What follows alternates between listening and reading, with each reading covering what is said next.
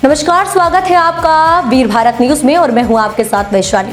Madhya Pradesh driver महासंघ के Ganjbasoda driver association द्वारा एसडीएम एसडीओपी को मांग पूरी न होने तक हड़ताल की अनुमति प्राप्त करने व सूचना देने हेतु ज्ञापन सौंपा गया।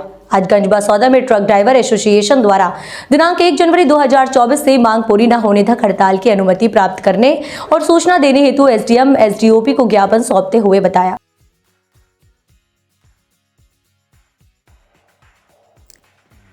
प्राइवेट बस चालकों ने हाल ही में केंद्र सरकार द्वारा 26 दिसंबर को लोकसभा में न्याय संहिता बिल पारित किया गया है, उसका विरोध जताया है और इस बिल को वापस लेने की मांग की है। गंजबासौदा में प्राइवेट बसों का चक्का जाम 1 जनवरी से है।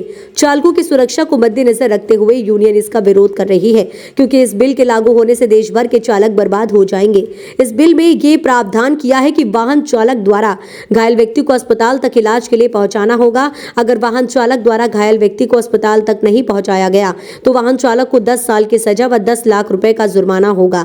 अगर घायल व्यक्ति के इलाज के बाद भी मृत्यु हो गई तो 7 साल की सजा और 7 लाख का जुर्माना किया जाएगा। देश भर के चालक इस बिल का विरोध कर रहे हैं। उन्होंने कहा कि इस बिल के लागू होने से चालकों पर दोहरी मार पड़ेगी। देखा जाए तो हमारा जो ड्राइवरी का पेशा है उसके हिसाब से तो ये काला कानून ही होता है, क्योंकि हम लोगों का परिवार का भरण पोषण करना एक मतलब जीवन यापन करने के लिए हम जो गाड़ी चलाते हैं, बड़े कमर्शियल व्हीकल, इनको चलाते हुए सरकार ने जो हम पे कानून थोप दिया है 7 लाख रुपए जुर्माना, 10 साल की सज़ा। 10 साल बाद ना तो हमारा परिवार हम लोग उस कंडीशन में बचेंगे कि हम दोबारा ड्राइवरी करने जाएं जो सज़ा के हम प्रावधान रखा है, और ना ही हम लोगों के पास इतना पैसा रहता है कि हम 7 लाख रुपए सरकार को दें।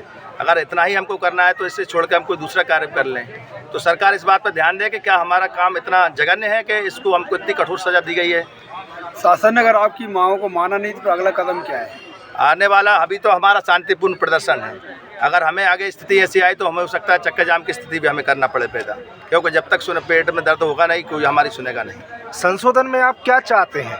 हम संशोधन में ये चाहते हैं कि पहले हमारे जो कमर्शियल व्हीकल को 90% दोषी ठहराया जाता है, तो सरकार उसके प्रति ध्यान दे कि हर वक्त तो गलती बड़े वाहन की होती नहीं है।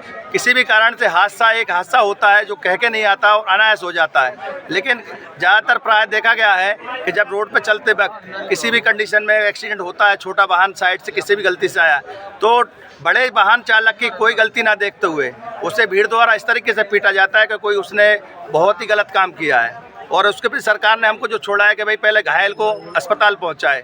क्या ये संभव है? जब एक्सीडेंट होता है तो सबसे पहले पब्लिक पहले ड्राइवर को ही मारती है। अब अगर ड्राइवर उस घायल को अस्पताल ले जाने की स्थिति में होगा तभी ना ले जाएगा, उसके पहले तो वही हम लोग ड्राइवर पहुंच जाएगा, ड्राइवर ही मर जाएगा। हाँ, और उसके अलावा एक चीज़ और है कि भाई छोटे जो वाहन होते हैं जैसे कि कार होती है और भी छोटे वाहन होते हैं, अगर उनकी गाड़ी से कोई छोटा मोटा एक्सीडेंट होता है या कोई व्यक्ति होता है तो उसके लिए तो प्रावधान है कि वो आराम से उसको ले जा सकता है।